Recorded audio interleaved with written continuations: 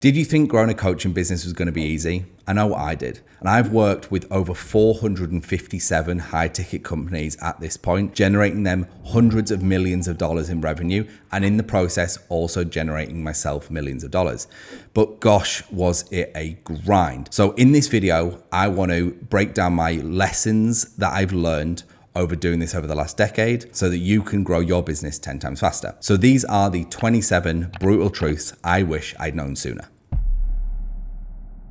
Do you remember when you first started your business, or you're thinking about starting your business, and you spoke with your friends, family about it, and you might be like, hey, I want to teach people how to get fitter, be a coach, or want to help people grow their certain business with marketing or sales. And they just kind of batted you away and they thought, yeah, great idea. And then you were left with this empty pit in your stomach. And you're like, why don't they care? Like, why are they just shoving me off? And it's because they just don't understand the journey you're on. This entrepreneurial spirit that you have inside you. These are the people that are just happy to work a 9 to 5. And there's nothing wrong with that, but that is just not for you. What you need to be doing is you need to be surrounding yourself with people who are on the same journey. People who are building companies, who have entrepreneurial spirit, and who can help you along the way. So this is why lesson number 1 is always be networking with like-minded individuals. When you start a company, you think within a week or a month or 5 months, you're going to be successful. You're going to have all this great stuff happen. I can speak for myself here. I left a high paying growth job in New York and I thought, hey, I'm going to start my very first marketing company and I'm just going to rocket off into the sunset. I've got all these credentials. I've got everything in line to just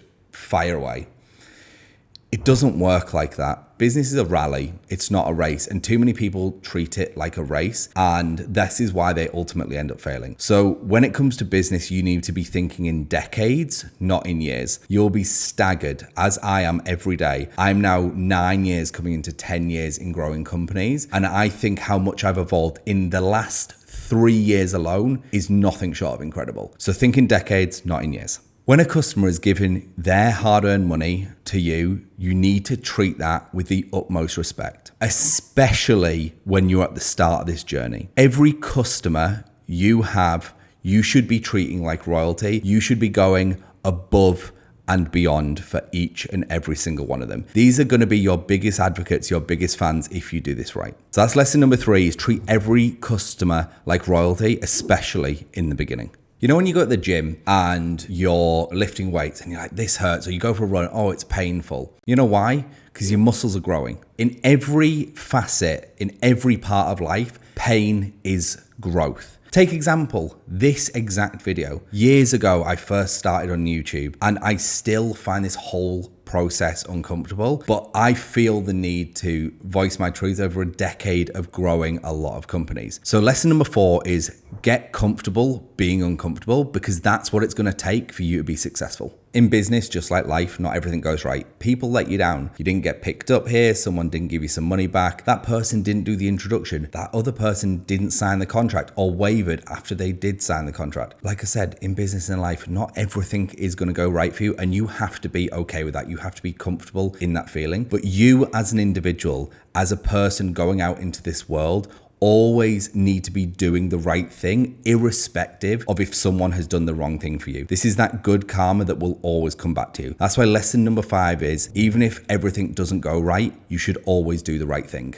Having worked with north of 450 companies at this point in my life, the successful ones all have this one thing in common. It's when mistakes are made. It's not about being a judge, jury, and executioner on the person or the perpetrator that made that mistake. It's about executing on a framework and a roadmap to ensure that mistake doesn't happen again. It's not about not making mistakes. It's about learning from your mistakes consistently, because that is where the growth is. That's why lesson number 6 is always learn from your mistakes. I want to give you a really quick story. When I was growing my second agency, which is a real estate agency that I ended up selling in 2021, there was this guy that came in 6 months after me and he was in the mastermind and he started a fresh one. And then within 3 months, he was doing 100K. 3 months later, 200K. And I was like, how is this guy doing it? Like, how is he growing so quickly? Within 12 months, that company didn't exist. So you need to be really careful with looking at what other people are doing. This is why lesson number 7 is stop comparing yourself to other people and only compare yourself to yourself. You need to be focused on getting 1% better each day, because in a year's time, you're 365% better. And I've seen that for myself over the last decade. I just incrementally want to get better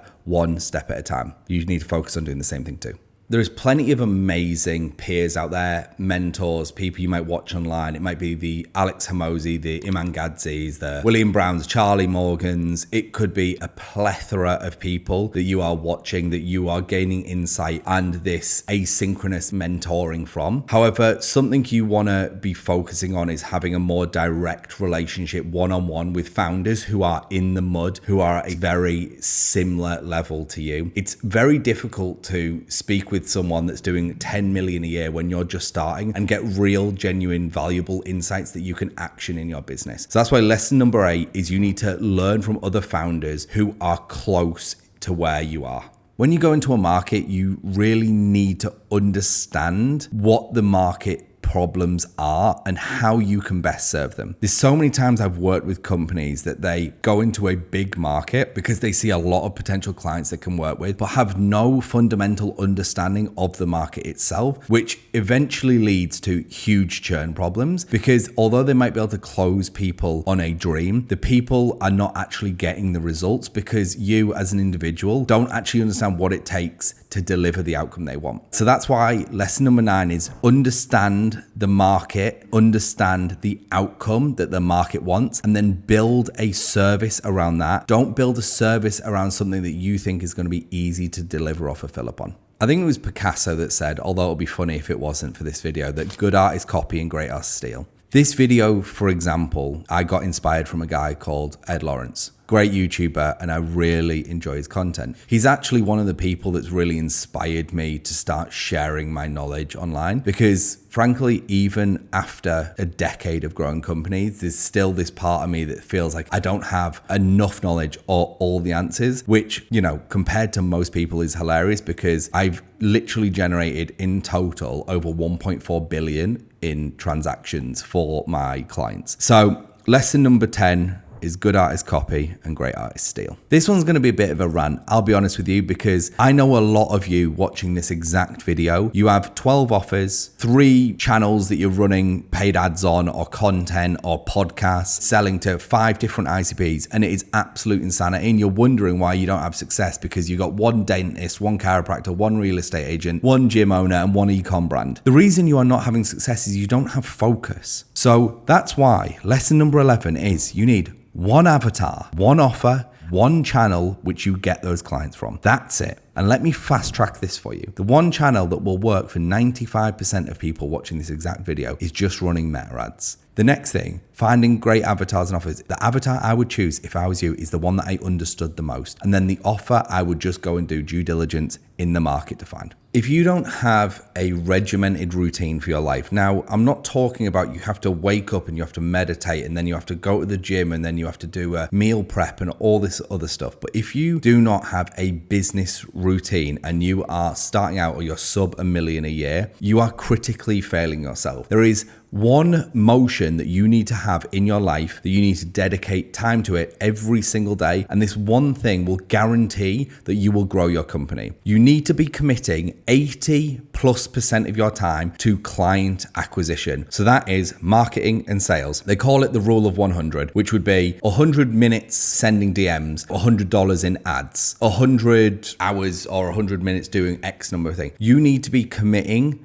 to a client acquisition routine every single day in your business. Because I guarantee if you do 100 actions in a certain field every single day, it will not take long for your business to start growing. That's why lesson number 12 is block out time for client acquisition, the rule of 100. You ever been in a room when someone's just talking and you're enamored with them and you're like, wow, they sound amazing. And then they might have something to sell and you're like, God, I think I'm going to buy it. Like, this guy sounds phenomenal. And you don't really understand why. You're like, it's the whole thing. It's how they presented themselves. All great. It's actually this thing that we all can have, but you're not taking the right actions to achieve it. So when you have focus on one avatar, one offer, one channel, and you compound this knowledge and expertise and experience in this domain of, let's say, growing gyms, right? You build confidence and conviction around the thing that you are offering. Now, no matter what anyone tells you, if you are confident and you have absolute conviction that you can deliver a result for someone, that will come across in the way that you speak. The fact that I have such high conviction that if a high ticket company comes to me and they have some results that have already come in from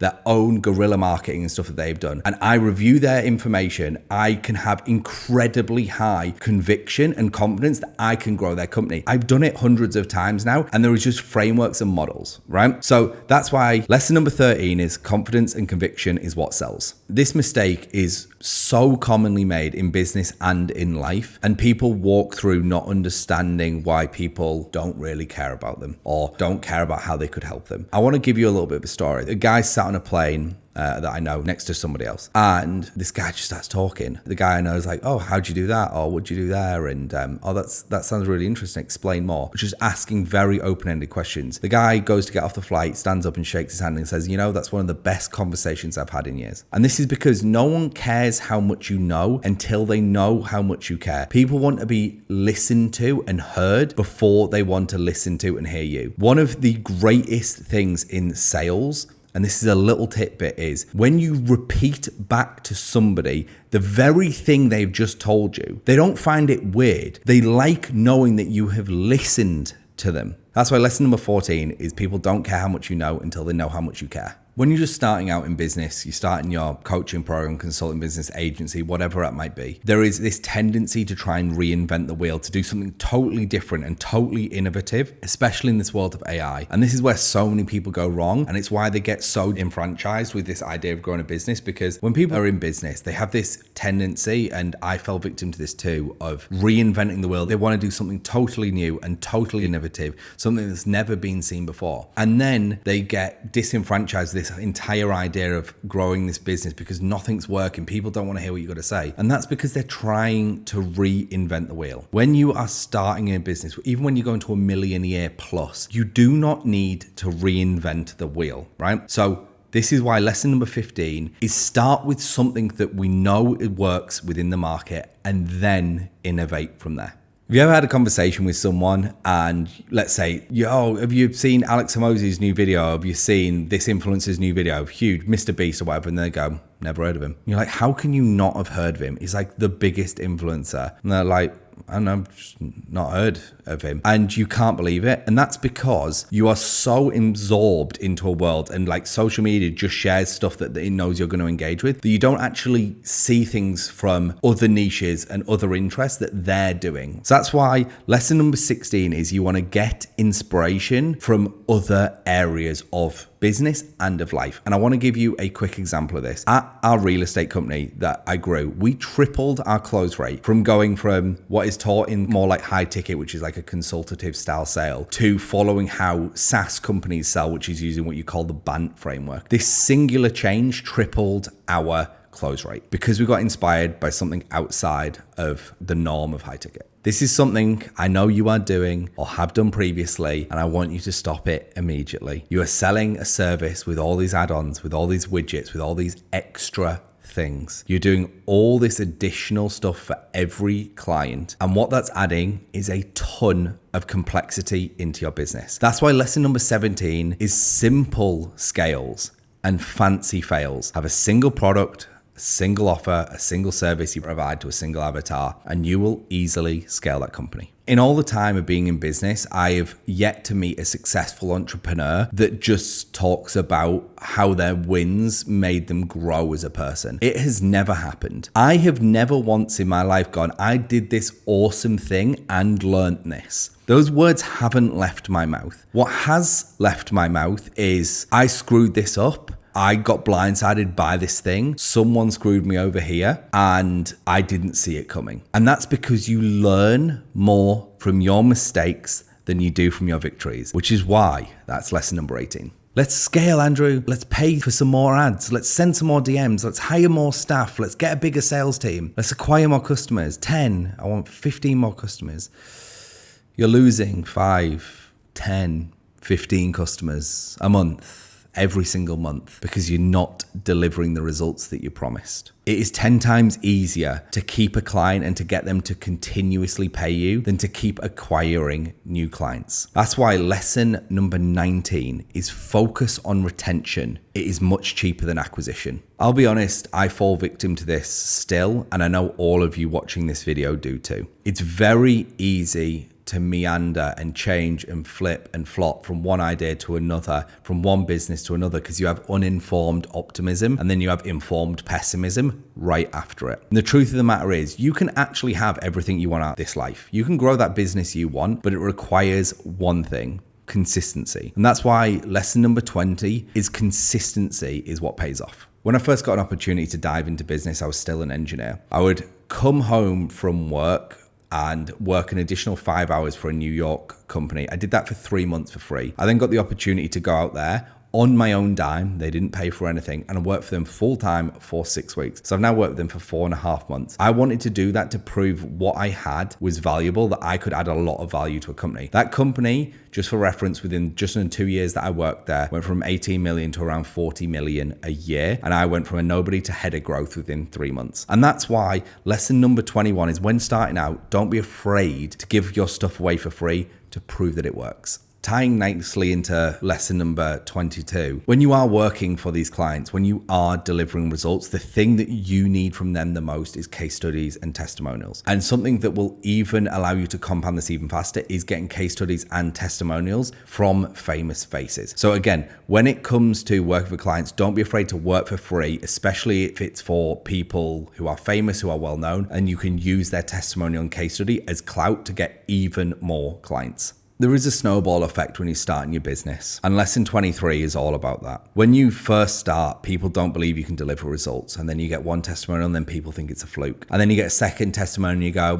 it could have just been luck. And then you get a third testimonial and something happens psychologically where people think 1 could have been a fluke, 2 could have been luck, but 3, that's repeatable at this point. So lesson number 23 is the rule of 3. You need 3 testimonials or 3 case studies, and this will overcome the doubt that people have about you being able to deliver results for them. Lesson 24 is something that you will hear ultra rich people talk about all the time, but it's something that you have probably ignored, and it ties very nicely into consistency. But this is something that, rather than is a feeling, is kind of a routine instead. All right. Lesson 24 is not only setting deadlines, but is also sticking to them. And this will also instill this self-esteem in you, because you now become a person that says you are going to do something by a certain time and date, and then you do it. I hope in this video you have felt like you get to know me a little bit more. I know it is my 27 brutal truths, but I am doing videos like this because I want you to get to know me, and I want to share my story and help you grow your business so that you can do the same thing and share your story. That's why lesson number 25 is about being authentic and not being somebody you are not. Because when you are someone you're not, you will burn out faster than ever before. You will hear so many creators talk about this, and candidly, I have an old YouTube channel from I think 3 or 4 years ago, and all it talked about was real estate, and it was an absolute grind at every waking moment. This channel, on the other hand, is an absolute pleasure because I just get to talk about stuff that I know for sure works because I've experienced it over the last decade. So lesson number 25 is be authentic, and this will help you build rapport. In the big bad world of business, I know you are looking at somebody, and every day there's this like ego at play. You're like, oh, how are they doing better than me? They're not as good as I am. I totally get it. But you're thinking about this wrong. You are only in a competition with one person, my friend, and it is you. You need to focus on getting better and only competing with yourself. You will be staggered if every day you just do something a little bit better, like setting deadlines, like pushing out content, doing the rule of 100, getting more testimonials. In a year's time, you will not recognize who you are. Lesson number 26 is only compete with yourself. lesson number 27 might be the last one, but it doesn't mean it's not the most important. When you are working with clients, when you are selling coaching, consulting, a service, you need to charge more money, and you need to do this for a couple of reasons. One, people will respect you more. Two, they will actually get more value out of what you are giving them. You could give something to someone for 100K, an amazing coach for 100K, and for $1,000, and the person who paid 100K will literally get more value out of it because they will take more aggressive action. They will do exactly what you say, and they will get the result that you've promised, as long as this stuff actually works. So you're doing yourself a disservice if you have not increased your prices so you get higher paying clients. They will get more value and they will get better results, and therefore you will also get better results. So I hope you've enjoyed this video. This has been 10 years and 457 companies I've grown. These are my 27 brutal truths up to this point. If you want to check out this video here to see what YouTube thinks you would love next.